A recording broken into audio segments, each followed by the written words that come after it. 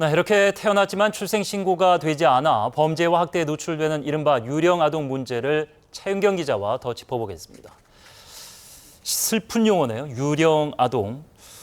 경찰이 이제 전수조에 들어가면서 출생 신고가 안 된 아동들을 상대로 한 사망 신고 또 조사하고 있다고요? 그렇습니다. 지금 경찰이 전국에서 15건을 조사 중인데 그중에서 사망 사건이 5건, 그리고 소재 확인이 안 된 게 7건입니다. 방금 전해드린 경기도 수원 외에도 전남 여수, 충남 천안 등에서 영아 사망이 확인이 됐고요. 오늘도 경남에서도 출생 신고가 안 된 남자 아기의 사망 사실이 확인이 됐습니다. 지난해 9월에 태어나서 생후 5일 만에 숨졌는데 부모는 자고 일어나 보니까 아이가 숨져 있었다. 화장을 하려고 했는데 돈이 많이 들 것 같아서 야산에 묻었다라고 진술을 했습니다. 또 국회에서는 새로운 사망 사례 12건을 확인했다는 발표도 있었는데 같이 들어보시죠. 예. 오늘까지 모두 12건의 신원 미상 영유아 사망 사례를 확인했습니다. 2020년 생활하수 처리장에서는 16에서 20주로 추정되는 태아가 발견되는 등 네, 사실 의료가 발달하고 현대에 와서나 이제 병원에서 아이를 낳지 예전에는 집에서 낳는 경우도 많지 않았습니까? 그렇죠. 그래서 신고가 안 된 아동 말고도 이렇게 조사된 이후에도 더 나았는데 집계가 안 된 숫자가 더 있을 거라고 좀 예측을 하는 거죠. 그렇습니다. 말씀하신 대로 병원 밖에서 출산을 하는 경우가 지금 포함이 아직 안 됐고요. 또 미등록 외국인의 경우도 있습니다. 강제 출국을 당할까 봐 자녀 출생 신고를 하지 않고 있다는 건데요. 그래서 인권단체에서는 미등록 이주 아동이 많게는 2만 명 정도가 될 것으로 추정을 합니다. 그 아이들에게는 태어난 즉시 출생 등록될 권리가 있습니다.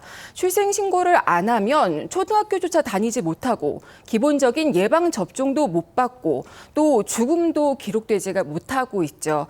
그래서 왜 출생 신고를 하지 못했는지에 대한 보다 심층적이고 범정부적인 실태 조사가 필요하다는 목소리가 나옵니다. 네.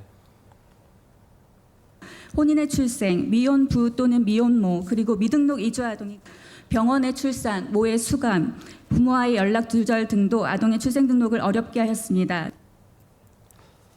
네, 일단 그 대책으로 오늘 국회에서 의료기관의 통보를 통해서 출생을 공적으로 확인하는 아이가 태어나면 이제 의무적으로 의료기관에서 통보를 하게 만드는 거죠. 출생 통보제가 통과가 됐군요. 그렇습니다. 법안이 처음 발의된 게 지난 2011년이었는데 12년 만에 이제 제도가 된 거죠.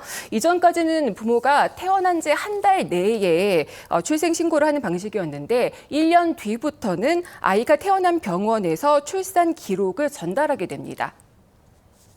의료기관의 장이 14일 이내에 건강보험심사평가원에 출생정보를 제출하며 건강보험심사평가원이 시음면의 장에게 출생 사실을 통보하도록 하고 다만 이것만으로 유령아동을 막을 수는 없습니다. 당장 병원 밖 출산이 늘어날 것이라는 우려가 나오고 있고요. 그래서 제기된 게 산모가 이름 등을 숨기고 출산하도록 돕는 보호 출산제입니다. 그런데 한편에서는 익명 출산이 오히려 부모의 양육 의지를 감소시킬 수 있어서 신중하게 도입을 해야 한다고 요구합니다. 또 불안하고 숨기고 싶은 위기 임신과 출산을 지원하는 제도부터 만들어야 한다는 목소리도 높아지고 있습니다. 예, 말씀하신 대로 이제 법안이 되고 다행입니다만 이제 제도화의 허점이나 사각지대는 음성적으로 어떤 불손한 세력들이 또 돈을 벌기 위해서 등장한다든가 걱정하신 대로 그렇습니다. 혼자 낳는 산모들이 있을까 봐 걱정되는 거죠. 추가 취재 좀 부탁드리도록 하겠습니다. 차윤경 기자와 함께했습니다.